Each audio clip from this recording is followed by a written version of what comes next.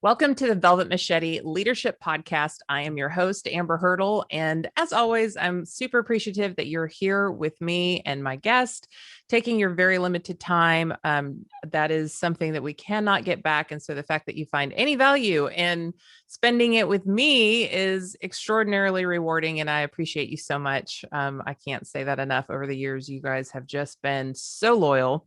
And that is why I am extremely hardcore about who I allow on this podcast to make sure that they are an enormous source of value for you. And today's guest is, we're going to be talking about one of my favorite topics ever. It's something that I'm very comfortable with, but most people are not. So let me tell you about him. Jake Jacobs supports people like you who lead change work and who are frustrated that the results that they achieve are too slow, hard, or just plain disappointing. He has distilled his 35 years of consulting experience into 8 strategic actions or levers that he's developed to address the most common problems people and organizations bump up against when trying to bring about successful change. The levers can be used on any change in any organization made by anyone. So we got you covered on this episode. So today, I hope that our conversation helps you immediately with the change work that you are doing and will also help you prepare for the future. And I would dare say that leading through change is always an important leadership component, but especially in light of our recent and current experiences, contending with the countless changes brought on by COVID-19, I think this is a critical topic. So your Sherpa today is Jake Jacobs. Jake, welcome to the Velvet Machete Leadership Podcast. Thank you so much, Amber, and for the warm introduction. The bar is high. Now you got to live up to it, buddy. I'm just kidding. Exactly. So your book, Leverage Change, just came out, and we're super excited about that. And as an author myself, I know that writing a book is not an easy thing.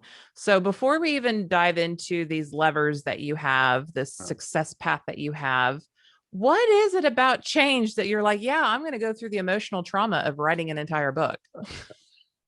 Well, so change is always, and studying it and working at it has been part of my life since my very first consulting project, which occurred when I was in college. Oh, wow. At the University of Michigan, and I was tending bar. And people were complaining, as they do at jobs, about one thing or another. And I was in the organizational psychology program, and I thought, hey, maybe I can get credit and I could also improve, because I was one of the people complaining, I could improve my work environment. And so they went ahead and said, yeah, you can do this. So I went and I did interviews, did a questionnaire, had a couple of meetings, and things got better. And when I started that project, the owner of the bar said, listen, Jacobs, just don't F anything up, which was my first consulting contract. And I did, one other thing about that story is there's something called participant observation in psychology. And that means like you sort of half participate and half observe what's going on. And so I said, look, to measure the culture of the organization, there's supposed to be 2 inches of foam on a pitcher of beer. And that's what the rule is. And so I went to the psychology department and I said, listen, I want to go and observe and see how often they hit the 2-inch mark on the pitcher of beer. And I can't just sit there because it'll look odd, right? I mean, Right. What am I doing? I'm probably watching people pull beer. So I said, I would like some funding so that I can drink beer at the bar while I'm doing my participant observation. And I thought this was a great idea. They tossed me out on my ear immediately. And they said, Jacobs, just don't F it up in the psychology terms. And so I started doing consulting work when I was 21 years old. And it's all I've ever done. I started with a mentor and a project at Ford on a global culture change initiative, and was working when I was 23 years old with senior executives at Ford. So I have always been drawn to it, and I've always been drawn to organizations working well and people being able to realize their full potential as part of work. We spend so much time there that anything less, I think, is robbing ourselves and robbing the organization and ultimately robbing the customers. Yeah. Oh, so much that all of that. Triple amen. So you, I don't even know if passion's the right word. It's almost like your life's calling is to help people get out of their own way, to, as I like to call it, sometimes organizations just get energetically constipated and they can't get past description. this. It's a good description.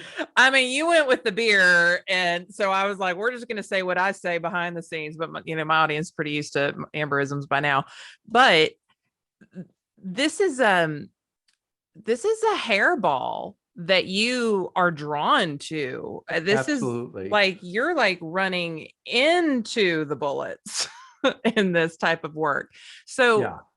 As we're thinking about your methodology that you've put together, can you, before we kind of hit on the high spots of that, what is the foundational expectation that you have to have in place before these 8 things will even work? Well, I mean, for me, Amber, the more complexity, the more messy, the faster things need to change, the more an organization's back is against the wall. I'm drawn to those situations. Mm-hmm. Like, I find them both intriguing, but also it's kind of like, and I think sports people say this, baseball hitters say, the ball slows down, or basketball players say the hoop, the rim gets bigger. And so for me, when these things are going on in an organization, everything slows down.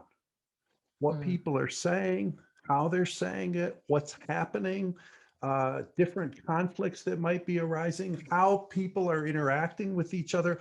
All of these things, for me, slow down. So when most people would run the other direction and, cry fire or whatever, I am totally drawn towards those. And if you put me in the middle of a listening skill session and you said, go lead this session, I'm sure I would botch it up because it's just too straightforward and too practically easy to do. I would never do it well. So for these levers, what I think you need to believe in is the possibility, no matter how much you're struggling, how difficult it's been, how much people are resisting what you're doing, you have to hold the possibility of a great result, an exceptional result, not just that things work and you get by and it's better. But I talk with clients about, hey, let's take what you think is going to happen in 2 years and let's make it happen in 6 months. I love let's that. take something where you're looking at a 5% improvement in quality and let's look at a 40% improvement in quality. So you have to suspend disbelief about what's possible, because I have seen with clients for 35 years, amazing results that they accomplish. In fact, many times leaders, I say to them at the beginning, you're going to have to get out of the way of the organization because people are going to be moving so quickly. And they kind of, laugh at me, roll their eyes, and they're like, yeah, if we could get this organization moving, it's the Queen Mary, it's going to take years. And sure enough, they better watch out, because people get engaged and motivated when you go about change in the right way. And what seemed impossible before just becomes everyday reality. And I know it sounds like snake oil. It sounds like I'm selling you something, but I have seen this happen enough that I hold the belief. So having that possibility is, I think, a precursor to doing any of the work. Yeah. I don't care how bloated an organization is and bureaucracy, infrastructure, whatever. The key thing nowadays is to be agile. And so whatever that means for your size of an organization, it is what it is, because look at the space age that we're living in. I mean, we're the Jetsons essentially without the flying cars. The things that we dreamed about as kids are happening now, and that technology is changing so quickly that by the time you get to that goalpost, it's moved. So that's why people like you are so critical. And I just want to echo, I don't know if you looked into my background at all, but what happened was at 16 years old, I got knocked up. I was a good kid, president of everything, great kid. And then that happened. And so what that taught me, a lot about change, a lot about agility, a lot about chutzpah, but my leadership philosophy, my branding strategy, all of that came from the hard times. And the thing that carried me through it was hope. And what you just described, being excited about the possibility of being committed to what is possible, to me, that's hope. And so Yep. I can't, I am who I am now because in the shiz show that was my life, I just always kept focused on that hope. So I just want to nail that down for our listeners. So now that we have, what things are going right in between our ears, and we all are looking at the possibility, you have 8 different ways that you can go about this, or 8 steps, or what you used, levers. I love that. What is the most important lever of your 8? Yeah, so I think first, let me just say one quick thing so people Sure. understand why levers. So levers are small strategic actions that give you a big return on investment. Okay. So what I'm going to be talking about is not necessarily difficult. It doesn't take a ton of resources. A lot of them are adopting a new paradigm or adopting new assumptions. And by thinking in new ways, we can be in new ways in terms of individuals and then ultimately the organization's performance. So the one lever that I have found most significant when I mention it to people, and your listeners will be able to take this and use it immediately, and I can guarantee it will lead to specific concrete actions that they will be able to take right now. Okay. So here's the lever. The lever deals with change being too slow. Each of the levers deals with a particular problem that organizations or individuals bump up against when they're trying to create change. And then I designed a lever to address it. So when change is too slow, people don't believe that it's going to happen. Like they think this too shall pass or whatever. And leaders get very frustrated because the marketplace, like you're saying, is moving and the goalpost keeps moving. So the lever for this one is think and act as if the future were now. So what this says is you need to suspend your disbelief rather than seeing the future as something that's going to occur at a later point in time, which is what we're taught from a young age. And most people walking around the world would say, well, of course that is. The future's out there. My argument is that by putting the future out there, we have to wait for it.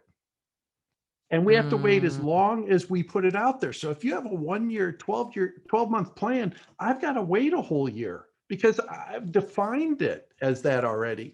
When you think and act as if the future were now, what you do is you get some image of the future, and it doesn't have to be the whole thing, any element of the future, and you say, okay, let's assume that's true today. Now, what am I going to think and do differently now than I wouldn't have unless I waited for that future? So one simple story, there was a client of mine that had leadership team problems. They didn't have effective meetings, most basic thing in an organization. And so I talked with them and I said, look, in the future, you are going to have clear purpose and outcomes and agendas for all these meetings.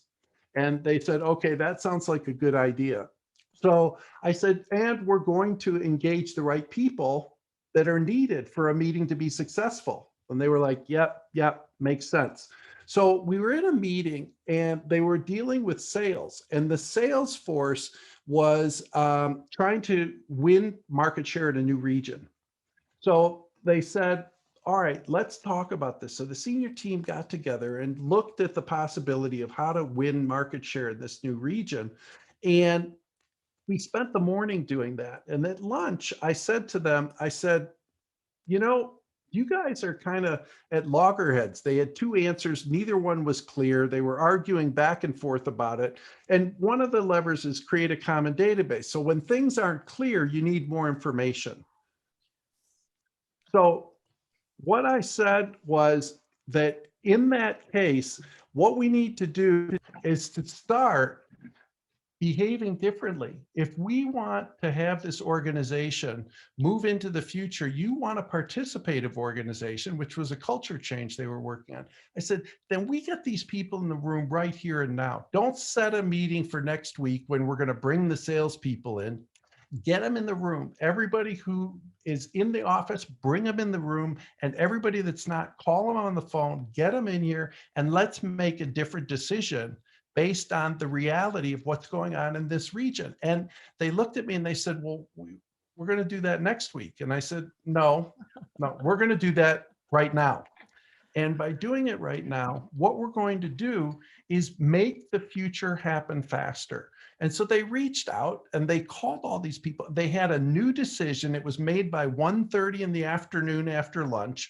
And they actually took over market share, and they took over market share faster than they ever believed possible because they had alignment.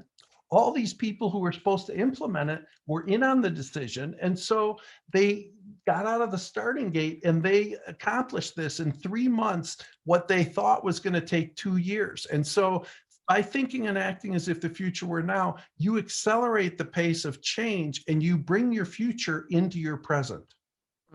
That's so good. Now, Jake, you are inherently, game recognizes game, inherently an innovative person. You like competing priorities. You like for, I'm sure the rule book to you is more of like a suggestion book. And so you show up in a way where that is easy for you to do. When you go into an organization, you would not be 35 years successful in your career and writing a book if you did not understand how to influence the behavior of people who are not like you. So I'm a leader and you're telling me go in as if the future is now. And I walk in and I have a team meeting and they're like, oh, here we go again. Another change that we're never going to actually realize the benefits from, whatever flavor of the week. And then he comes in or she comes in and says, the future is now. Let's act like it. Everybody get into a meeting. What are the pitfalls that we need to look out for before we do this? Okay. So one of them is having a lousy picture of the future. Or a picture of a lousy future. Either one of those. If I'm not clear, if I have a bad picture of the future and it's not clear to me, then it's not going to be clear to me how to think and act differently because it's a fuzzy picture of the future. So you got to get clearer about the future. So that's what happens if you have a lousy picture of the future. The other problem is that you get a picture of a lousy future, which means that we're going to get you read this book, you use these levers, and we will get you a faster, easier, better, lousy future than you ever imagined possible.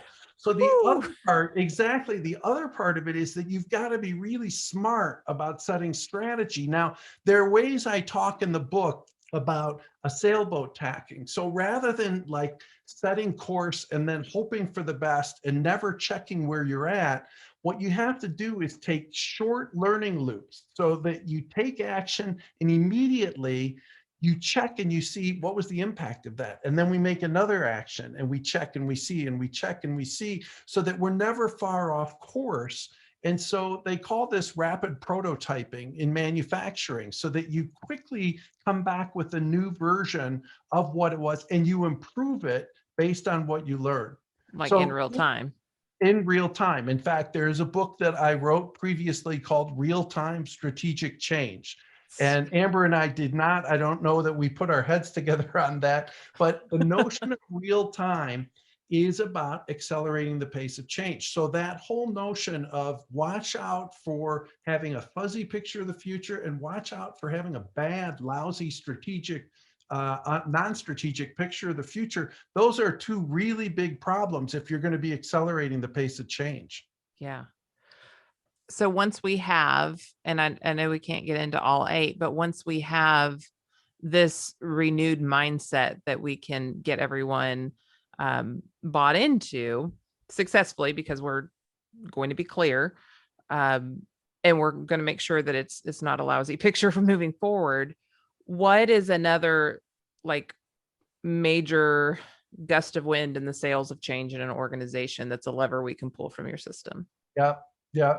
So you said earlier, Amber, that like I think innovatively, and people would say I think differently. My third grade teacher would probably still tell you that I thought differently. So that's been part of me since I was a young child. But one of the levers deals with when people are experiencing too much change. So a lot of organizations, they call it change fatigue, but it's like there's this onslaught and you get overwhelmed and you get anxious, and all of these things get in the way of effective performance, not to mention being a lousy way to go through life. So most people, when they deal with change, and consultants who support organizations dealing with change, what do they focus on? They focus on what's going to be different. They focus on change. And at face value, that makes sense. What do we need to do differently? How do we need to be different with our behaviors, with our strategies, with our markets? All this is focused on change. And what I also talk about with people is what not to change.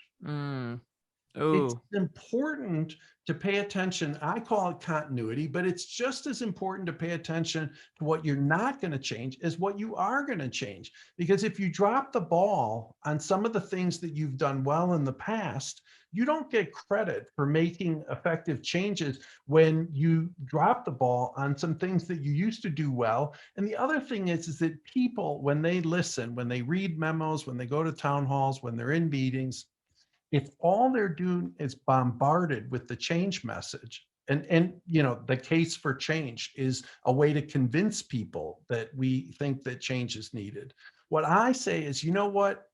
Create a case for continuity at the same time. What are those things that are going to stay the same, and have people be really clear about those? And what that does, and I've done this, we have a group consultation program. And so there are leaders of different change efforts in the same organization. They come together and I've said, listen, what I want you to do is pay attention to continuity and start making lists of all the things that are going to stay the same. And what they report back to me and to each other is that people relax when they start making these lists. They sit up a little taller in their chair, they sit back, they breathe a little deeper. All of that anxiety that comes with having to hunker down around change goes away, and they're able to think more strategically, more creatively, because they're also paying attention to continuity. It's just the other side of the coin. I mean, at some level, it's like the other hand clapping. Of course, you should pay attention to it. But I will tell you, few and far between will you find people writing books about continuity. CEOs do not get on the cover of Fortune magazine by saying, we continue doing what we've always done. And I would argue a few of them ought to. Yeah.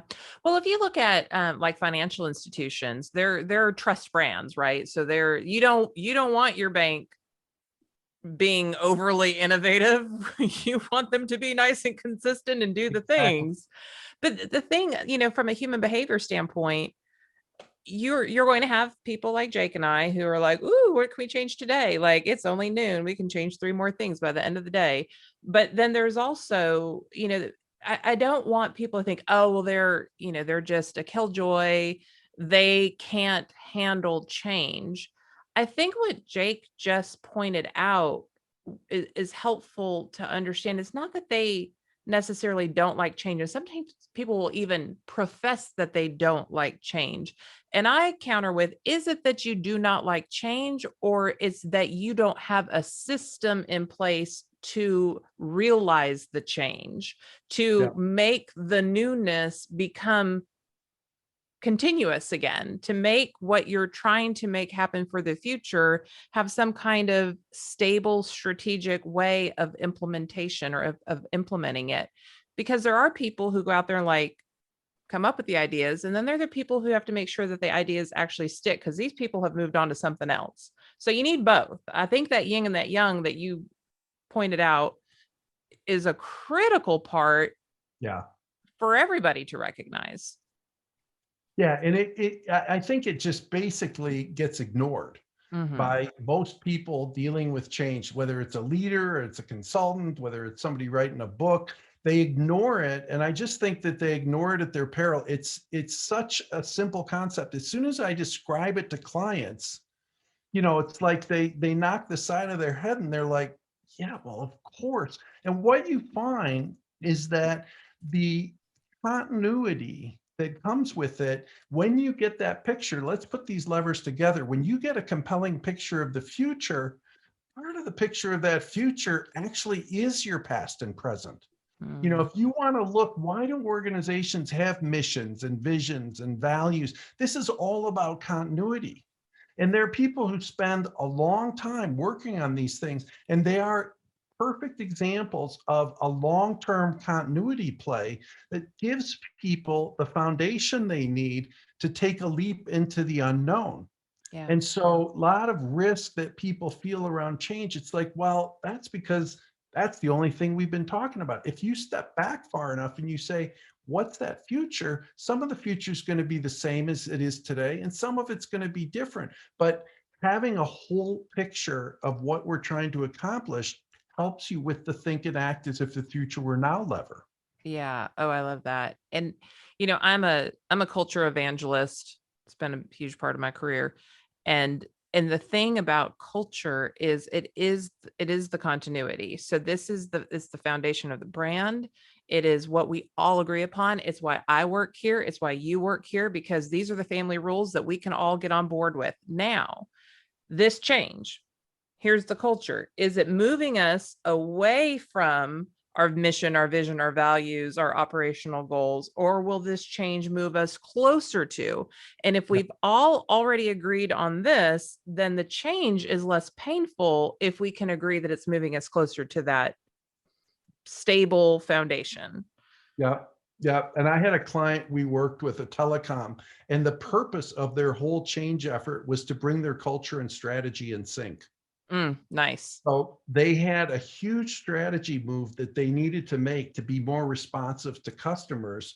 They basically had practically a monopoly in the marketplace. And so they needed to make this huge shift in strategy. Well, they needed to make a huge shift in culture too. And Mhm. those go hand in hand, because if you're wanting to be more responsive to customers, but you act like you're a monopoly, Mm, you don't get points for that. And right. people end up getting frustrated, and customers end up getting frustrated, and performance suffers for it. So I think you're absolutely right that the culture and strategy put together is what the winning formula is. Yeah. Well, I think we have enough time for maybe one more lever. So I'm going to rub my hands together and see which one of the 8 you're going to throw at us. And then everybody's going to have to go out and buy the book to make sure that you have leverage change in your toolbox of things. Because guess what? Change is here and it is staying with us. Right, right. So here's what I'm going to do, Amber. I believe that one of the problems is that often in organizations, people don't know enough to make good decisions. But when I'm on the front lines, I don't have enough context. I don't understand the strategy well enough. So I start doing things that, from the leadership standpoint, they look at and they say, well, why don't they get it? I mean, I thought it was clear. Why don't they get it and make better decisions? And then people on the front lines will look at leaders and say, well, it's like they got their head in the clouds. Like, why don't they understand what's happening day to day? Why don't they see what I see? So the lever I developed for this is called create a common database. And it shows up in a lot of ways in organizations. So not only are we talking about like the hierarchy from front lines educating leaders and leaders educating front lines, but I say, if you have a secret, that's something that somebody else in the organization needs to know that they don't know. You are guilty of keeping that secret, and you have a responsibility to share what you know so that people can make a good decision. Now, this shows up in conflicts between teams when you say, well, wait a minute, why is it so important that you take that action? Well, it's like, with that context, now people say, oh, I get why you need to do that and we need to do this. How can we get them both done? Or even in a conversation with a boss and a subordinate, it's like, create a common database. What are the expectations? What support is needed? I had a client once that talked about accountability, and all they talked about was accountability. And so I said to them, I said, well, there's another hand clapping on that, which is support. What support do people need in order to fulfill the accountabilities that they've signed up for? Yeah. And of course, he looked at me and he's like, what do you mean support? And I was like, well, do they need skills, knowledge, development, resources, Tools time, and resources, energy, right? Any of this to be able to education. do a job. Exactly. So that notion of common database, I think if your listener sat back and said, who needs to know what I'm talking about right now, in addition to the people in the room? And they reached out to those people and they shared that information. I'm a big believer in that saying, information is power. Yeah. And the difference that I have is that I look at it and I say, and that power should be shared widely in the organization. Yeah. 1000%. And that former career in internal communications and whatnot, it never failed. When I worked for Gaylord Hotels, I and led the internal change of Marriott buying Gaylord Hotels. Yep. That was good times. Such very short hours every day. It was no big deal. But during that season, we produced 130 plus events a year. We put out a weekly newsletter in English, Spanish, and Arabic that was both digital and printed. We had behind the scenes TVs with announcements constantly going, webinars, videos of our senior leaders. We had full production, like break dancers, stilt walkers, recreating MTV music things to get across cultural things or things that were happening in the hotels. I mean, I could go on and on and on. Pre-shift kits, meetings, leadership meetings, like all the things. Always one of the top 2 complaints in employee engagement survey is you don't communicate enough to us. Right.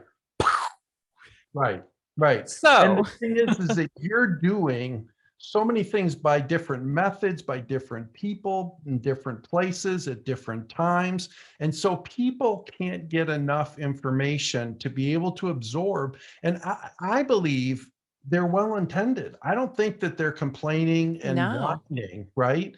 They want that information so that they can do a better job for the organization and for the customer. Yeah.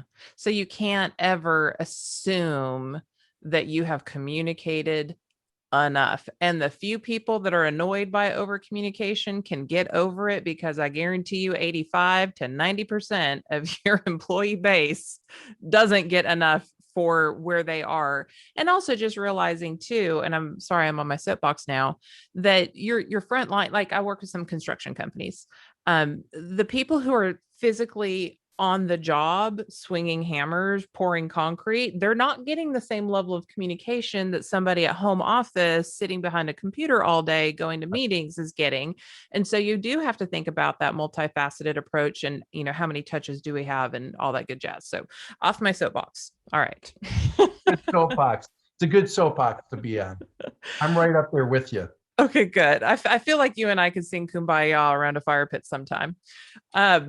Before we talk about a goodie that you have and where to find you online, what is some parting advice that you could share with our listeners that would, maybe it's something that helped set you up for success that we haven't talked about yet, or something that maybe they need to look out for? What's that magic juju you can send them off with? Right. So I talk about this in the book. And I believe there are 4 magic words. So you asked for magic juju. Here's my magic juju. Right? So the magic words are, could you say more? So good. So what this means is when you're talking with people, don't make the assumption that you understood them, for one thing. Right? Don't also be preparing your argument while they're talking. We're all guilty of that. It's like, well, when's it going to be my turn? And you can't wait to get your point across, so much so that you're not listening to the other person. So when you say, could you say more, a couple things happen. One of them is you actually don't talk, right? That's very helpful. So you don't talk, which means you're listening to the other person. It's also a willing invitation to the other person to step into the center of the circle and take responsibility for their own perspectives, their own points of view. And so it's not okay for somebody to, sort of get by it silently in the meeting. Some people take longer to think about things. That's fine. But this, could you say more? I tell clients, whether they're leaders, whether they're middle managers, when they're frontline people, it doesn't matter where you are in the organization. This, could you say more words, if I could put them on like a tattoo and put them on everybody's palm just so that they could look up, I think performance in organizations would skyrocket, because at the end of the day, it's the deeper understanding of what we're trying to accomplish and how we're trying to accomplish it. And what do I need to do? And what does Amber need to do to make it successful? That's where the gold can be mined. And I think that those 4 words would be advice. If they just took it out, your listeners, and tried it on for size, use it a couple times. People might be shocked that they're asked, could you say more? But after the shock wears off, you will learn some things that you never would have known otherwise. Yeah. Undercover boss not required. You can simply ask. Exactly. Just ask. Exactly. People want to be part of the conversation. So I love that. Okay. So Jake, first of all, we can find Leverage Change on Amazon for sure. Anywhere else, any other places people sell books, you can find it. Yep. Okay, awesome. So that's where you're going to find the full 8. I think you probably have heard enough from the 3 that we've shared today to know that this is going to be a high value book for you. And if you want immediate, it's 2:00 in the morning, you're listening to the podcast, which I know some of you are, I know because you've written me. You can right now download 27 ways to achieve faster, easier, better results immediately at jakejacobconsulting.com. Of course, we will put that, Jake's LinkedIn handle, his Twitter handle, a link to the book, all the shenanigans will be in the show notes, or if you're watching on YouTube, it'll be in the description. Jake, this has been way more fun than I think we should be allowed to have in a workday. Cheers. Amen. Hallelujah to that. Don't tell anybody we had so much fun. Okay, I won't. So listeners, this is all our little secret. Okay. Or listeners or viewers. I forget we're on YouTube now. Of course, thank you so much for joining us today. I hope that you got as much value out of today as I did. Be sure to check out Jake and support him and his book, while also supporting your organization, if I can talk today, through reading it and implementing his strategies. And then we will see you on the next episode with another amazing guest just like Jake. See you then. Thank you for tuning in. Mentioned resources can be found at amberhurdle.com. Be sure to leave a rating and review in your favorite podcast app, and subscribe so you never miss an update. As always, thank you to The Coup for our intro and outro music. See you next time.